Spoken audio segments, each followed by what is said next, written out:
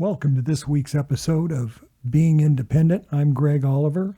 Today's show is going to be a big one, so grab your notepad, get ready to take some notes. In San Diego style, I'm going to start you off with Johnny Rock and his trip to Comic-Con.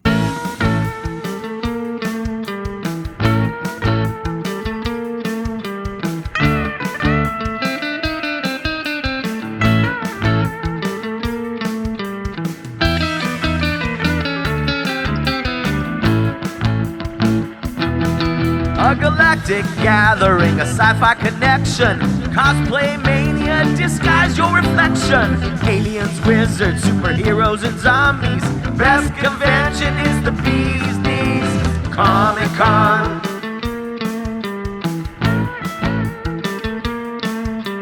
Comic-Con.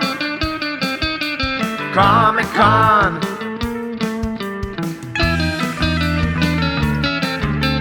Comic-Con.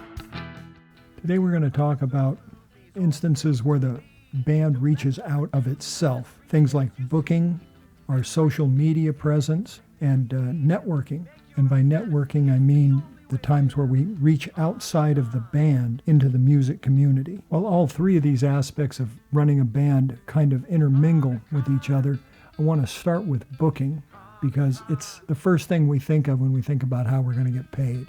Today I'm going to talk to two experts on booking. The first one is a friend of mine that has worked for 10 years in a booking agency, booking acts of all types, but mostly tribute and cover bands, and to venues of all types, but mostly large ones. He casts a pretty big shadow in the Southern California area because he's also the co-owner of Silver Sun Productions, and they are providers of sound, lights, and stage for venues and festivals all over the country. He also works for and plans events for Rock and Roll San Diego, a rehearsal facility, and he is my friend Chris Holloway. Yeah, so I've been working with a company called Music Zirconia Talent over 10 years now. It's taught me how to book bands and work with talent buyers and work every aspect of production and you know, from ground up, but putting a show on to selling tickets to promoting to marketing and getting butts and seats. Chris just rattled off a short list of the things he does. He books bands. He works with talent buyers in order to do that. He works on the production. That's where Silver Sun Production comes in, sound, stage, and lights. He also works to sell tickets. He understands promoting. He understands marketing. And he's judged by getting butts in seats. So my point is, if you want to be successful in almost any aspect of this business, you're going to be concerned with how you can help fill the house. And there's two ways that he can put you on the stage. You have a relationship and a reputation that he's aware of and he believes in you, or a venue contacts him and is requesting you or an act like you, and you have a relationship with him and he believes in you, so he puts you in that position. The point is, he makes money by putting butts in seats, and you've got to be able to help him with that if you want to work. There's just two ways we sell bands. One is we pitch a band that we believe in, that we know we can sell and has a good product, and we do email campaigns. We have to about 8,000 different venues. The talent buyers or entertainment coordinators will respond to us, how much, and then we'll work out numbers from there. And this is the same with all fairs, festivals, performing arts centers, theaters, bars, whatever. And then the other way is venues reach out to us like, hey, do you have a Madonna or a Fleetwood Mac tribute or a corporate wedding cover band or a dance variety cover band or a blues band? And so through a booking agent like Chris, you can have access to 8,000 different venues across the country. And if you can help him sell tickets, then you'll keep that access. I asked Chris, what does a band need to supply in order to show that they have that kind of capability? 2 words, promo video. I cannot stress a promo video enough. 2 bands. That is how we sell you. That is how we pitch you. If you have an iPhone 6, vertical recording with blown out audio, I can't sell you. Even if you're really good. Like, even if you look and sound the part in real life, if your video sucks, I can't sell you. Bad bands, if they have a good video, they'll get the gig. Tell me what a good video looks like. High production quality, about a minute and a half long. 4K, good audio, lots of crowd shots, just the choruses of hit songs from either the artist you're tributing to or the era/style you're trying to sell yourself as. If you're a corporate cover band, do a lot of Journey and, Katy Perry and, dancey stuff, and if you're an Eagles band, give me 5 songs, 15 to 20 seconds of each song, and just quick cuts, not long. No, like the talent buyer, I have a lot of time. No one's gonna sit there and watch a whole video. 2 minutes, 30 seconds to 2 minutes just to pitch yourself, and you count with the buyer wanting to see more and interested. But yeah, crowd shots are huge. Really? Is 4K necessary? Or at least 7, or at least 1080. Show you've invested in your band. Because if you don't give a shit, why should they give a shit? And with that, it's time to hear from another outstanding San Diego band. This is Surf Farmer with their song Twilight. You'll be hearing from the bass player and business manager for Surf Farmer here in a few minutes, Miss Donna Daly. But here's her band.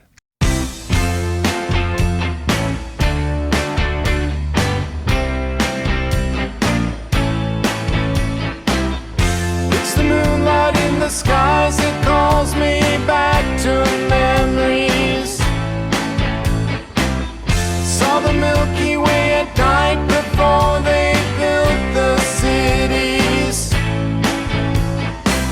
Cold air flows through my lungs with you beside me in Pine Tree. You made me love your compassion the most.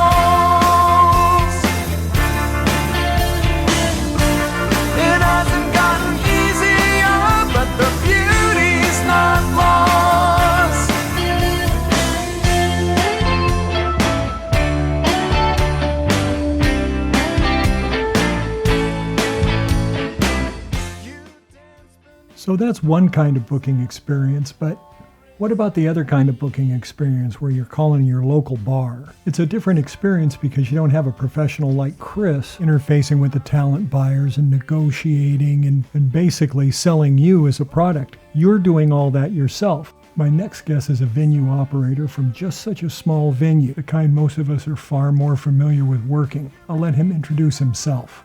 My name is Tristan Falk Webster.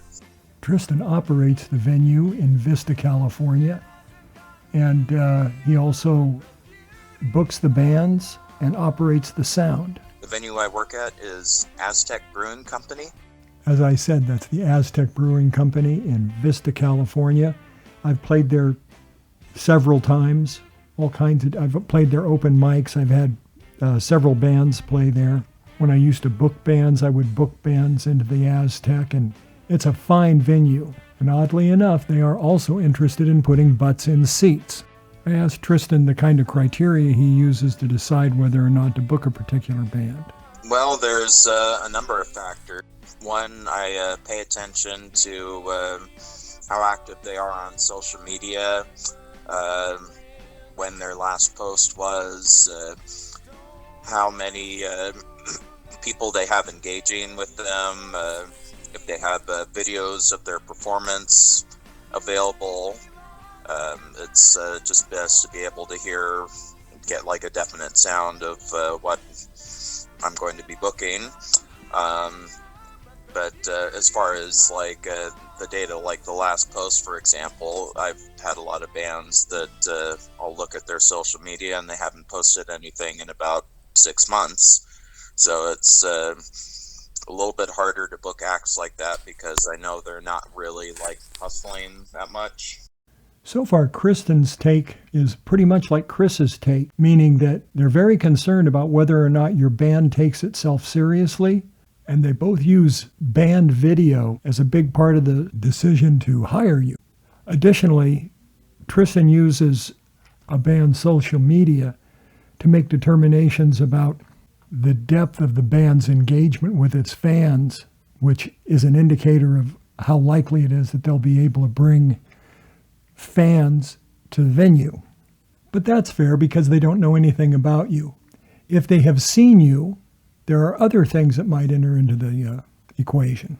Also, if I see them perform somewhere else or at our open mic, just how the crowd reacts, if they're able to be variable with their volume, they can play to the room, for example. Some bands just aren't able to do that or are unwilling to do that. So for our spot being a smaller venue, I try to go after bands that are willing to play to that room. Right. So if you're just starting out, you need to be able to have the ability to adjust your stage volume, the volume of the instruments on stage, to fit the room. If you're chasing a small venue's patrons away by playing so loud that they can't hear themselves speak, or it's painful, then you won't be asked back. There are so many social media sites available for bands to use. It seemed appropriate to ask Tristan what social media sites does he check when he wants to evaluate a band. Mainly Facebook and Instagram. I think there's merits to both of them. They both have like a different skill set that you need to have in order to get the most out of them. So you have to find your demographic and really engage on the platform that they use. It's one of the really difficult things that a band has to do is figure out who they're aiming their music at. It's so tempting to say, well, I think our music appeals to everybody, or we'll play it for anybody that'll listen. But Tristan's advice is really good here. You do have to figure out who you sound like and who those bands appeal to. And you can use that as a starting place for who your target demographic is. After much discussion in my band, we figured our target demographic was men, college educated, over 30. I guess the way I see it nowadays is you don't have like one huge fan base. You have your Facebook fan base and then your Instagram fan base, and you just have to get the word out. There's no like one thing that everybody's paying attention to anymore. If you're a younger act and really engaging the younger crowd, TikTok and Snapchat, and very much useful. But if you're baby boomers, everybody like 30 plus is still on Facebook. Properly identifying your target demographic is very important when it comes to spending your advertising dollars. You want to make sure you're putting them where it's useful. Remember, it's about putting butts in seats and not going broke doing it. Tristan made a good point about the features in the various platforms and highlighted one in Facebook that I found was interesting.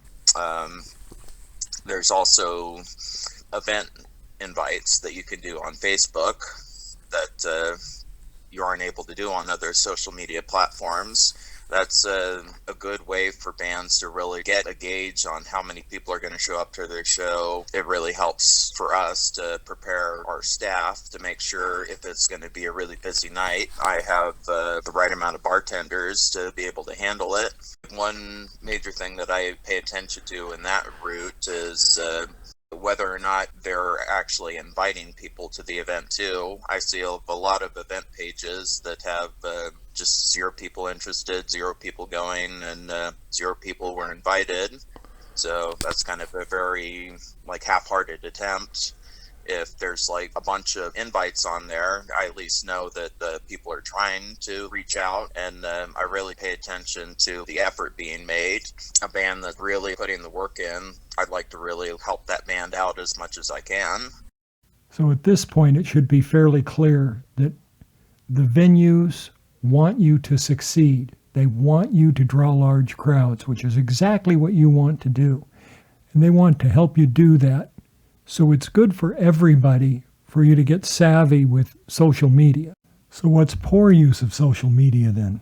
But, for example, there's one group that I saw that used the same flyer every single time and wasn't really inviting anybody to their event pages. And so I just kind of see that band is not really growing at all, and it's not one that I would really be interested in booking. It just doesn't feel like they have an engaged fan base at all. Kind of just a show up and play band. So it's on the band to get good at social media, right?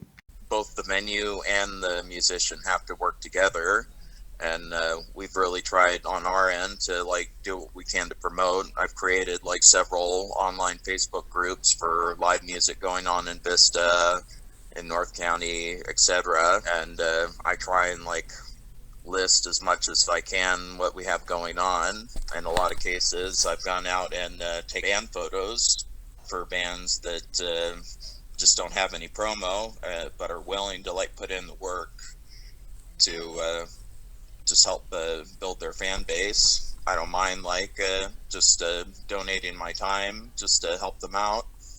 In the other shows I did, we talked about the relationships within the band, but now we're starting to talk about the relationships between the band and outside entities like venues. One more thing before we leave discussing the various platforms. We talked about the events and invitations that make Facebook a strong platform. What is it about Instagram that makes it strong? For Instagram, it's a lot more frequency of posting. Algorithm wise, Instagram band pages and stuff tend to appear in people's feed a lot more than in Facebook, which is unfortunate, the way it is kind of to make you spend money. But I do think it's helpful to just have a page there. But as far as Instagram, there's a lot of video possibilities for that. They've changed up their system to allow longer video footage. And that's really great just for booking standpoint, being able to see all what a group sounds like. And I just think in general, Instagram is aimed at a younger audience too, a younger demographic. So it all depends on what audience you're going for. At this point, I circled back to Chris. Remember Chris? He's the agency booker that we talked to earlier. Anyway, I wanted to hear what big agencies thought about the social media that the bands have. We're not going to do paid ads, but on Facebook and TikTok or Instagram or anything like that. But the band should, and we highly suggest it. And we work with SEO, websites that help get the basically bring you to the top page, the front page of Google. So when someone searches a Journey tribute band, you pop up first. So what Chris is saying here is that for a big agency, they don't worry about putting in Facebook ads. The band should do that. The marketing and advertising that big agencies do on TV, radio, and print are beyond what a small band would do for themselves. So it's kind of, you take care of the Facebook stuff, band, and we'll take care of the rest. Speaking of taking care of things, it's time for me to take care of another 1-minute music break. This is a rocker from my friend Fritz Jensen and his band Putting on the Fritz, another great San Diego band. If you can catch them, you should do that.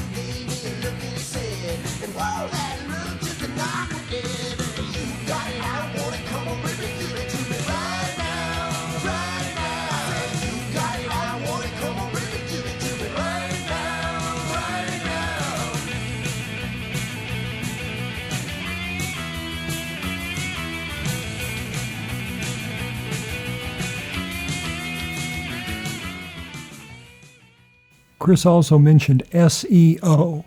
That's an abbreviation for search engine optimization. What that means is adding keywords and other information inside your website so that it ranks higher in the Google search results. And that's super critical. And using keywords and constantly updating your information is the best way to do that. So are there any platforms, any particular platforms that you guys favor, like Facebook, YouTube, Twitch? We always suggest Facebook, Instagram, and we don't really do Twitch. Generally, the market for the agency is a little older. They're on Facebook. They might be on TikTok, But the main one we've kind of focused on is Facebook, and then just general Google searching. And like that's not my area of expertise, but that is something that I have people for. Do you have an opinion on what a booker would be looking for from a band's social media? The number of followers, obviously. Fresh content. Postings about where you're playing, as well as photos from past performances. With the crowd going wild, and lots of people singing and dancing along, and just and good photos. But yeah, fresh, like constantly updating, and with new and relevant content, promoting yourself. So, in my opinion, what we're hearing is just about the same from both the big agencies and the local venues. You got to have social media, and your game has got to be tight. You've got to update frequently. You've got to update with relevant content. You've got to constantly be putting up your shows, the shows that you're going to play, and pictures of the shows featuring your good performances and the good reactions of the crowds. You should be using Facebook paid ads to advertise your band, and you should be inviting people to your gigs. One problem that routinely crops up for me is just the sheer volume of photos and video that you have to shoot in order to get enough pictures, enough info to post frequently. What these guys are saying, frequently, regular content, fresh content. And so I brought that up to Tristan, and he had some interesting ideas about it. I think as far as like a lot of our opportunities, not just for like show photos, but there's also basic little things like take a photo of your instrument and say like, hey, I use this gear, or just like little, doesn't have to be like you playing at a venue. You could be like rehearsing, or just like giving a glimpse of the life of your band, that these are like real people, not just some fake plastic manufactured thing. There's a lot of ways to really get creative and to be able to do it without like having to like pay out of pocket too much. It is good to hire someone professional just to come out and take some good photos, but there are a lot of options as far as just basic stuff that people can do to like fill the social media void. I might have already mentioned this, but Tristan is a very good photographer, and he's done a lot of band photos from in his venue for the bands that play there, and they're just excellent. Another one of the problems that I face as far as getting video of a performance is that he's right. You can take pretty good video, but sometimes it's really hard to get good audio just because of the volume or the way the camera is placed in the room. I mean, I'm on stage. I can't take the video myself, so I've got to trust somebody in the audience. And if they're a friend or a family member, it's hard to get too demanding. So I mentioned this to Tristan, and this is what he said. Well, there's a couple things. Having some just good basic video footage doesn't have to be like, you don't have to spend hundreds of dollars on it. You can actually get like some pretty good quality out of a phone these days. Some venues allow you to take a direct out of their board, and that can give for good audio. There's also a lot of like simple digital recorders that can get like a pretty decent recording sound, be like at the level that people could go out and start booking.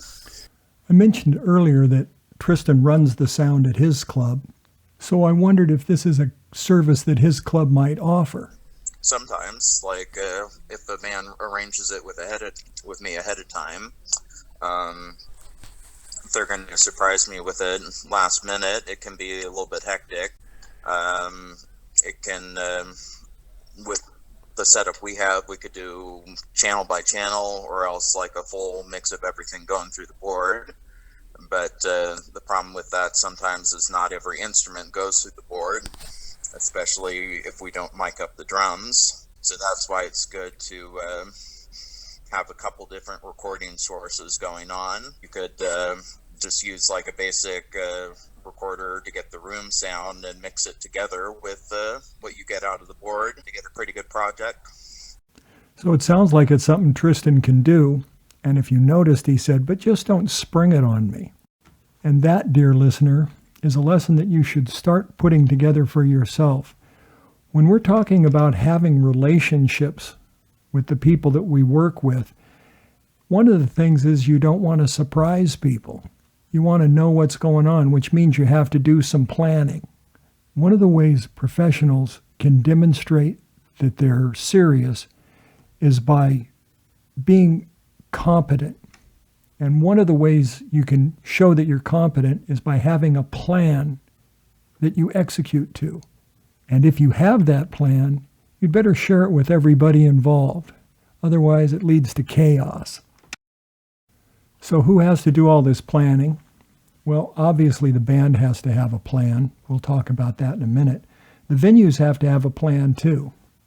There's a big misconception that venues don't plan the shows or their livelihood. They have a basic clientele, they're regulars that show up, and you're supposed to play to entertain them. And in some places that's true. There are bars that run that way. But listen to what Tristan says about planning his advertising to draw in people to certain kinds of events that are different than his regulars.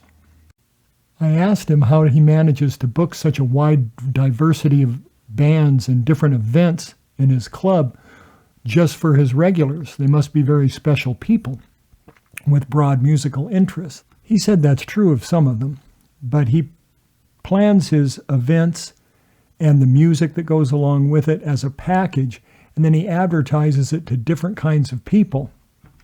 By now you know me well enough to know that I asked him, well, how do you do that? And he said, it depends on the night. For example, if I'm having a classic rock band play, like I'm going to gear that towards maybe people, I'd say like 40 and up. Whereas if I'm going to do an indie rock band, I'll aim that more towards people in their 20s and 30s and such. This weekend we're having a video game music festival, so I'm kind of targeting that towards gamers, people that are interested in the Comic-Con type of vibe. But for other things, such as like the open mic, we do have kind of a general audience that we shoot for, a general demographic. Same thing with the Blues Jam. And each of those, they have their own like little community developed around them. With the Blues Jam, there's a lot of people that have been in the scene for decades that just really enjoy having an extra night to come and hang out with their friends. And, we've kind of geared that night towards that.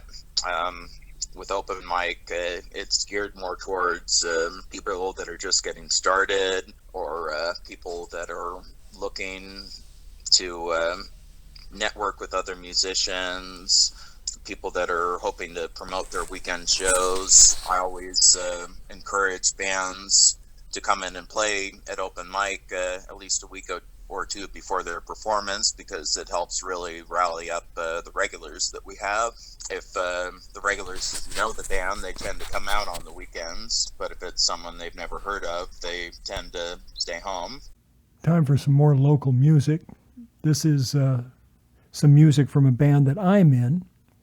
This is from We Are Jack Strong, and the name of the song is Natural Thing.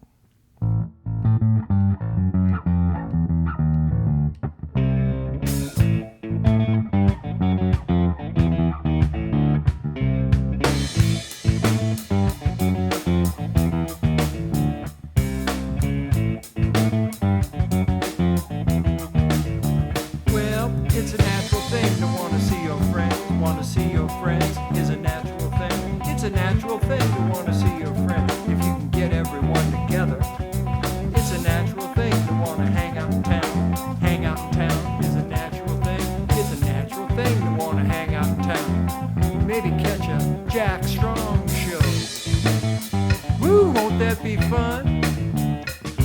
Come on out. Let's see if we can get funky.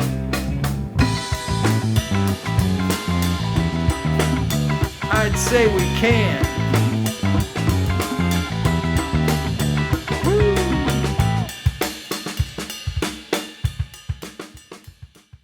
So Tristan has a plan for bringing people other than his regulars to his bar.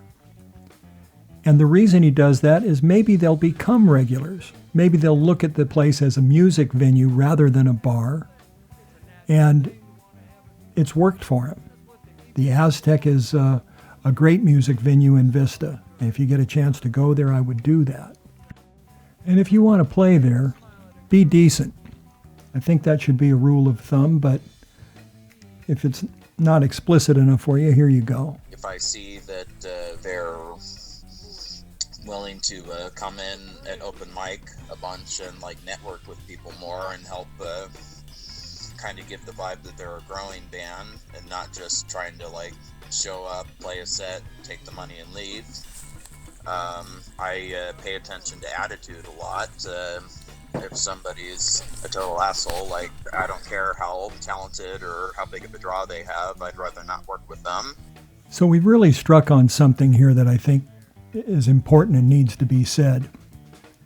As good as you are on your instrument, as good as the songs are that you play, and as much as you've read about rock and roll guys trash in hotel rooms and all that other stuff, that's not the way to do it. That's not the way to make it in this business. Everybody in this business works hard. They invest a lot in their equipment. It's their living, so it matters to them. And they want to have a good time at work as best they can. But in the end, it's still a work day. So check yourself for your professionalism. And if you're the band leader, check your bandmates too. Nobody wants your ego. And now it's my pleasure to introduce one of the loveliest people to work with in this business in San Diego. She is the bass player for Surf Farmer, and her name is Donna Daly. And when I ask who does the hard job in the band, she says, I do the booking. So I asked her how she goes about it, and this is what she said.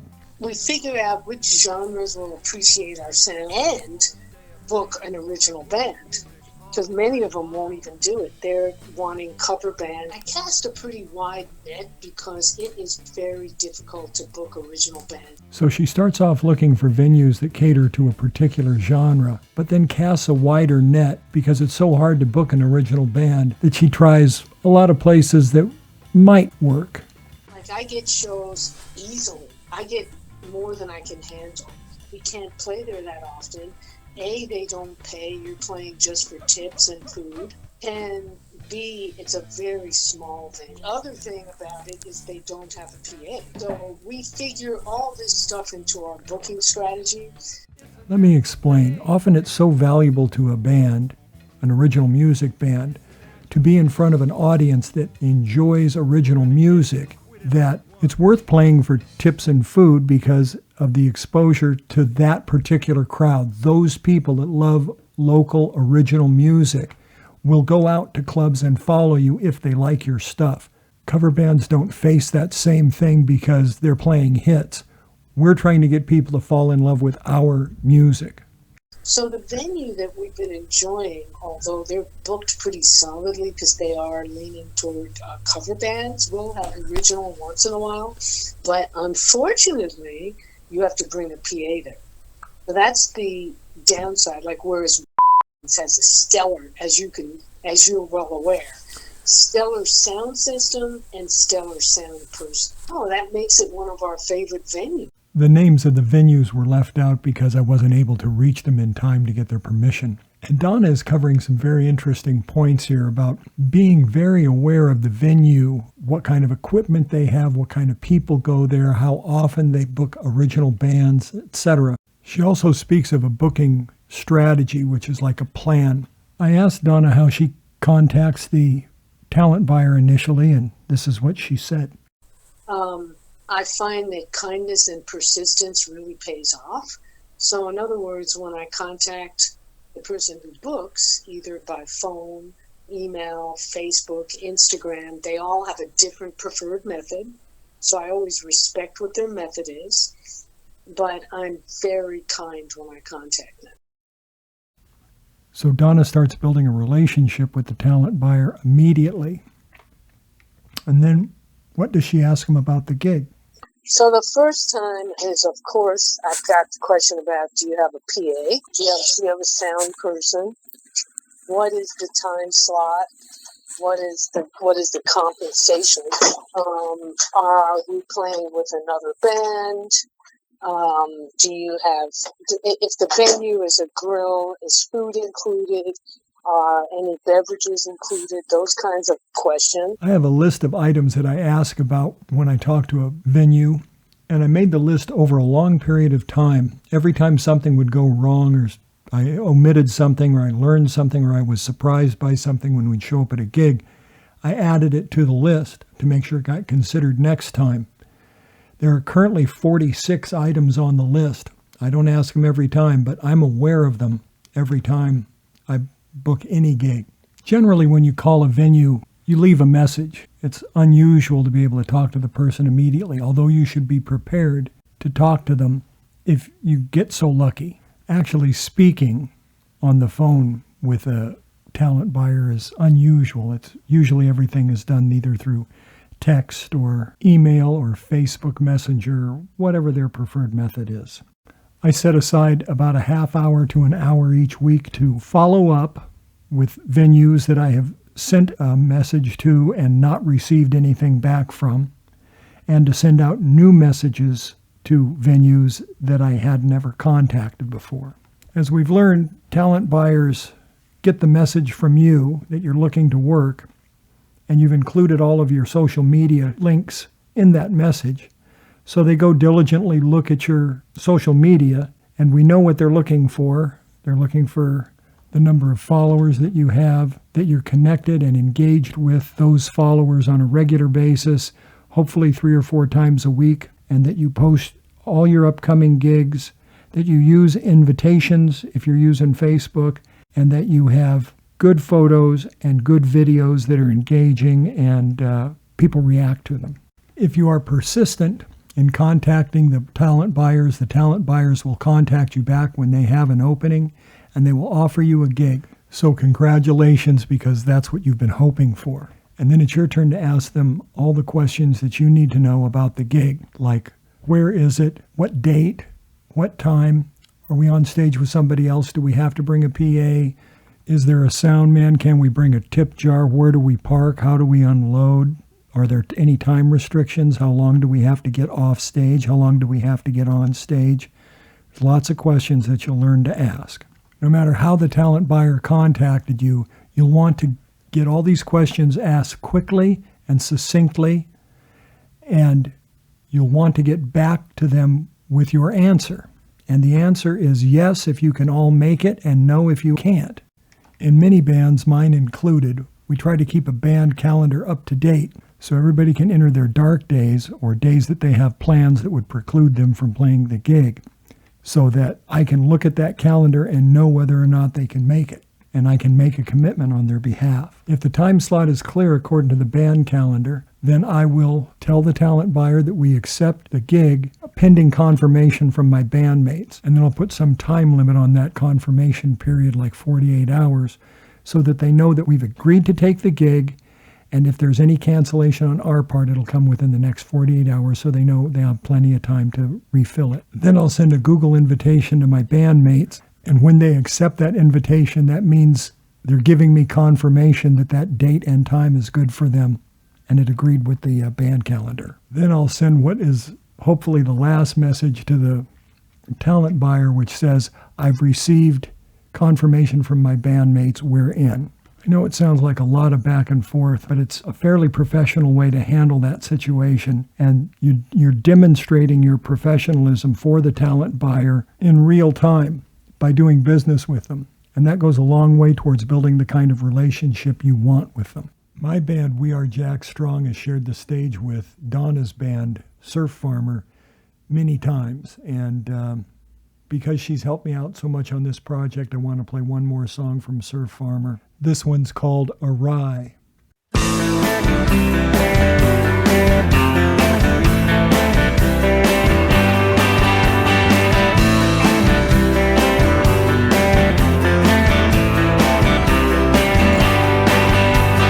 When I looked into your eyes, I saw that something was awry. You tried to pretend that you were alright, but what you felt you couldn't hide. You couldn't hide.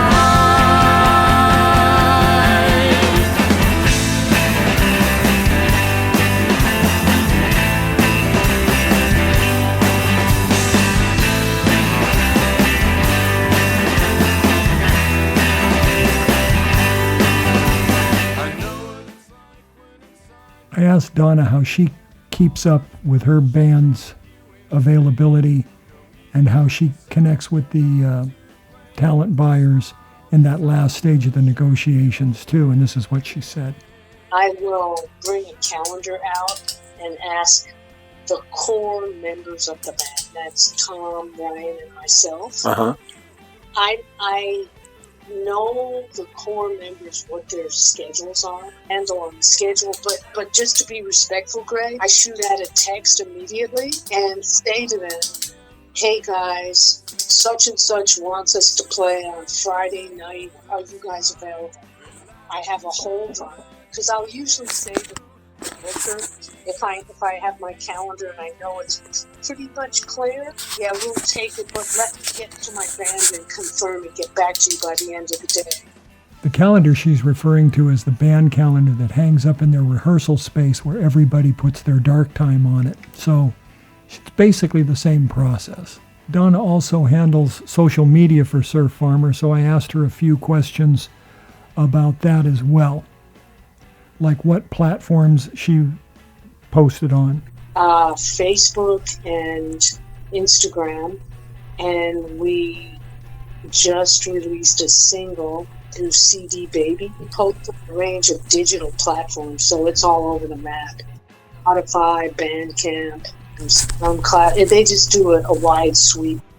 For the sake of clarity, I want to point out that Facebook and Instagram were the two platforms that Donna talked about, but as everybody knows, there's a range of different platforms that musicians use. And I'm not sure it's fair to classify them all as social media, but there's Reverb Nation, Bands in Town, Bandzoogle, CD Baby, DistroKids, SoundCloud, Spotify, Apple Music, YouTube, and Bandcamp right off the top of my head. The ones we talked about with the booking agents were the ones that are used for booking. So that's Facebook, Instagram, maybe TikTok, maybe Twitch, depending upon the vintage of your audience. How frequently do you post to Instagram and Facebook? Oh, a couple of times. Oh, well, I post band stuff, I would say a couple of times a week. Okay. 2 or 3 times, and I try to do it like in the afternoons at optimal times. What kind of things do you put up there? When our next show is going to be, that we just released a single, that I put the alternative twist radio spot on there. Uh-huh. If people want to buy T-shirts, sometimes that's on there. Some marketing things. Okay. So any kind of band news. Yep. Yeah. And Donna introduced me to a new trick that I hadn't thought of before that I think is just great. And also I try to go around when we're taking breaks and sort of eyeball it up and then personally thank them on a social media post. So after the gig or while they're walking around during their breaks, if Donna spots somebody that she recognizes as a Surf Farmer fan, she'll post something on social media thanking them by name, real time. I thought that was brilliant. And to close out the questions with Donna, I ended up asking her, so where do you get all the photos and videos for your social media? And she said, a woman named Jenny. She's a professional photographer, and her company is called Guided by Imagination. And she was in a band years ago. She and her husband are both great photographers. And Jenny's made some videos. She videotaped our show at the Ken Club, which was a great backdrop. And she took a bunch of photos in there. So she's mainly the person. Now, we have some fans that are starting to come around to our shows. We were very happy.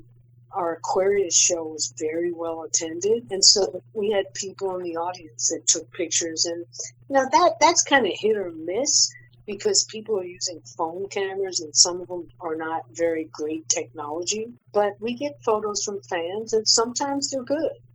Then I have another friend who's a photographer, and he came to see us at Aquarius, and he took some great pictures. So, yeah, it just depends. But Jenny, I would say, Guided by Imagination, has done most of our photo and video work, but she gives us an extremely reduced rate. Yeah, she's a very kind person. Well, our loved ones have done it. My son took a real good picture of us when we played at Nate's show. So, yeah, my partner Steve will take some good pictures. Ryan's wife, Michelle. Yeah, so we get them that way, too. I asked Dawn if she had any closing thoughts on booking, and she said this.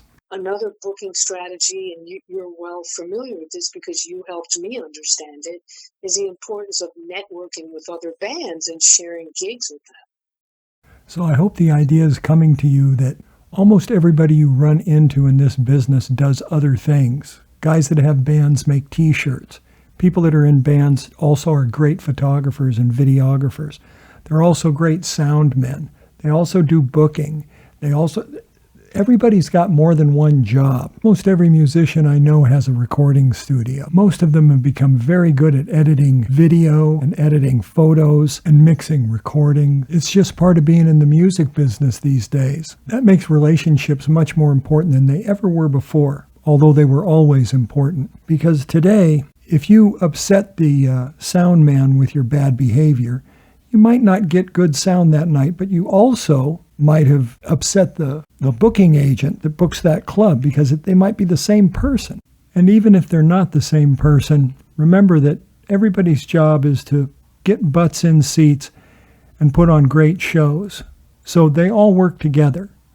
So the sound man, the bartender, the doorman, the booking agent, all these people are important to the band, and the band is important to them. So it's good that you all work together because you're all there to do one thing, and that's put on great shows. Then the last thing I would add to booking is it's very critical to actually go to the venues in person and try to develop a relationship with the person who books, if you can do it. Venues, that person's not on site. The person I book with is not there at the shows. But he gets feedback from the sound person, the bartender, and the doorman. I opened this show by speaking with my friend Chris Holloway, whom I had a business relationship with before, and he now owns Silver Sun Production with his business partner Rodney, and they do sound, lights, and stage, as I mentioned before. He also works at Music Zirconia, which is a booking agency, and he works at Rock and Roll San Diego, which is a rehearsal hall. He's been doing all this stuff for a very long time. He's very good at it. He keeps getting better. So I wanted to give him an opportunity to speak about working with sound men, ranting, and helping us all understand more about relationships in this business. Take it away, Chris. I own a sound company. Obviously, it benefits me when I can sell myself along with the band. Like the agency benefits because I sold the band, and I can pitch my services and as sound, light, stage, truss, whatever they need. And my overhead's less than $2,000 a month. I can come in at some very competitive rates, and I usually get the event. Do you have photographers and videographers that you work with or you recommend to your band, the bands in your... Yeah, Okay. yeah, absolutely. I mean, and that's again part of Rodney and my experience, and just our connection is we know one person that does, and it's just our who we know, and that's what's really beneficial about using Silver Sun as kind of a one-stop shop for everything. It really is all contacts, isn't it? Yes, sir. Tell me the best things a band can do to show some love to their sound guys. Shut the up. Okay. Don't play when we're trying to talk to you. Don't noodle. Noodling drives me bonkers. Yeah. If I'm miking you up and you hit that snare, I'm gonna freak out on you. If I'm miking your amp, don't let a chord rip. Just listen to what we ask. Don't talk over each other. One at a time. It's pretty elementary. I can only do one thing at a time. I can do it pretty quickly, but I can only do one person at a time. So just patience and respect, and we don't expect you to know the jargon. We don't expect you to know the frequencies. We don't expect you to know what we're doing. Actually, it's kind of easier when you don't know what we're doing because you're not trying to tell us what to do. We know what we need to do. We know. We hear that feedback too. Trust us. We're working on squelching it. We want the show to go as well as it can possibly go, just like you do. So I guess have accurate stage plots. Don't surprise us last minute. Don't add an acoustic guitar last minute. If your stage plot has a 5-piece kit and you show with a 7-piece kit, that throws us off a lot. If your drummer has a sample pad, put that on the stage plot. We don't care what you have. Just tell us you have it. Yeah, don't get mad when I ask you to turn your amp down. Like, if the room is small and you bring a 412, I'm going to tell you to turn it down. If your stage volume is so loud I can't get vocals above it through the PA, there's no point. It's frustrating. Some venues have that plexiglass of shame that we'll put around your amp. Uh-huh. And I have no problem putting up plexiglass. But yeah, just one at a time. Do what we ask, and we'll get through it a lot quicker. And I'm pretty good at giving direction. Like, pay attention to your monitors. If there's anything you need more or less of, anything adjustments you need, like, be respectful and drop the ego. I don't care who you are. I don't care who you think you are. You care how they sound, right? Yes, yeah. Like, it's a microphone, not a miracle. I'm only making you louder. I'm only amplifying you. If you're not good, it's gonna show. I can hide mistakes with the reverb and delay. If you can't hit that note, I can't help you hit that note. And if you're not practicing, if you're not sober, you're gonna suck. The show's gonna suck, and the band's gonna suffer. And then you are gonna blame me, and that sucks. But I mean, sound guys know if the band's tore up, it's not gonna go well. And they were terrible, and like, we got blamed. I'm like, you hear him? He's off time. He's playing the wrong notes.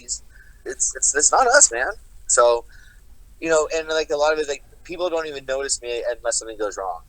Like, they don't even know I exist unless something goes wrong, which it's a thankless job. But fortunately, the money can make up for it. Oh, I make more than any band I've ever done. Bravo, Chris. Chris referred to a document several times called a stage plot, and that is a document that the band is expected to prepare and give to the sound people well in advance of the show that shows, a good stage plot would show all the equipment that you're going to bring and where you want it positioned on the stage.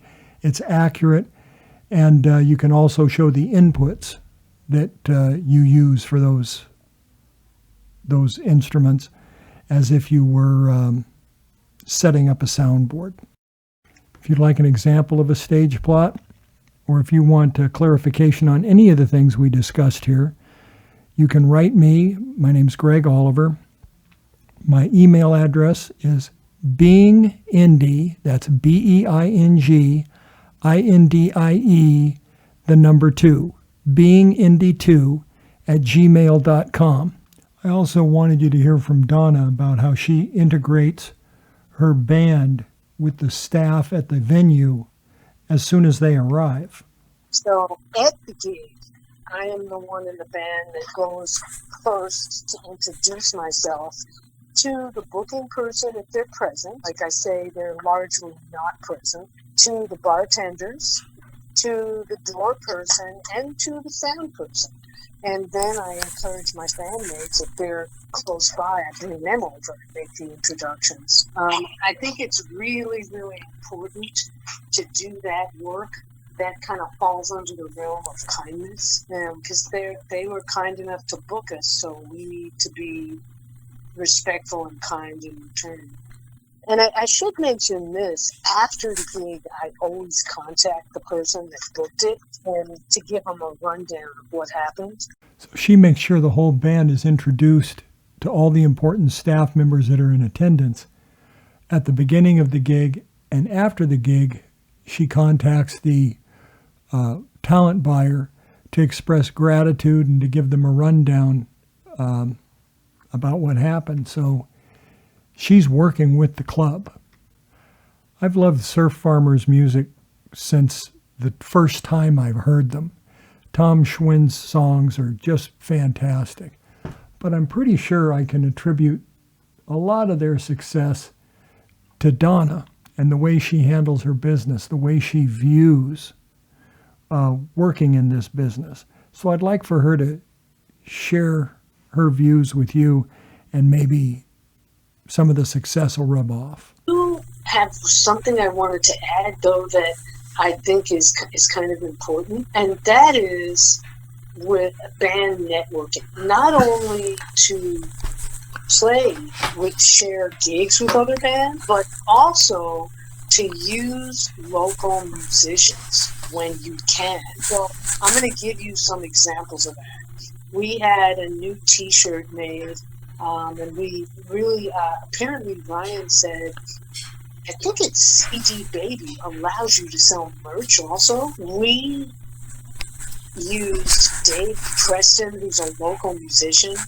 He plays in an Americana band called Dave Preston and the Grown Ups, and he and his wife have a t-shirt company up in Oceanside.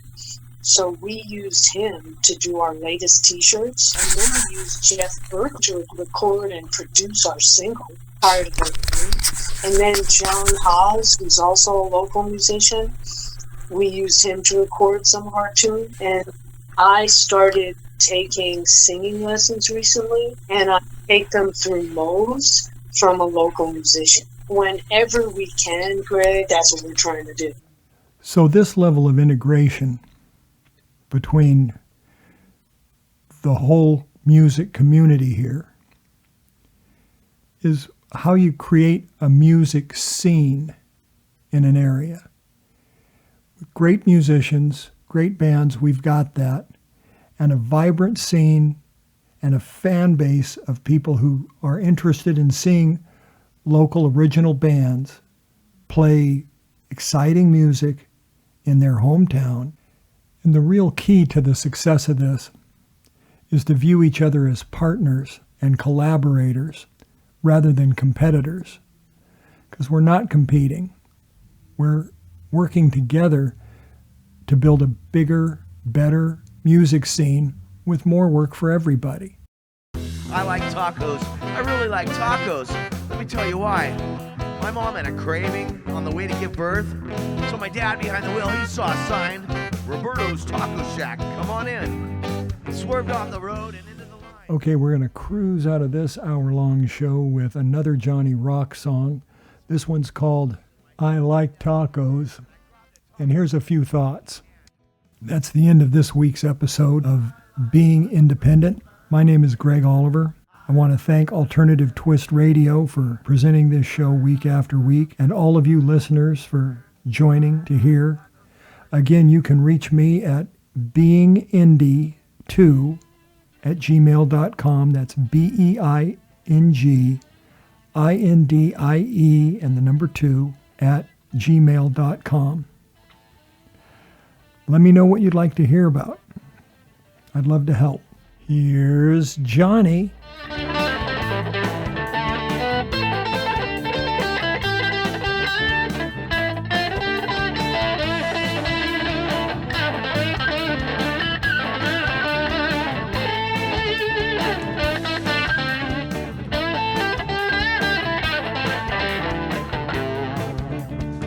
I have this burning love, a craving for a food. I don't care if it's Tuesday, I'm always in a taco mood. I'll have one more, por favor. I'll take a couple. Taco to go. T-A-C-O, the gourmet of Mexico. I like tacos, breakfast, lunch, and dinner. I like tacos 7 days a week. I like tacos, breakfast, lunch, and dinner. I like tacos 7 days a week. 7 days a week. I like tacos. Breakfast, lunch, and dinner. I love tacos. Crunchy tacos, soft tacos, really, rolled really, tacos, really, really, tacos. Really you know the Choco Taco. Oh, those are pretty tasty. I like carne asado, carnitas, pollo al pastor, camarones, el pastor, ground beef, shredded beef, vegetarian. I like them all. Pollo al pastor, camarones, I want tacos. Give me more tacos. I want tacos. I want some more tacos. I need tacos. Give me more tacos.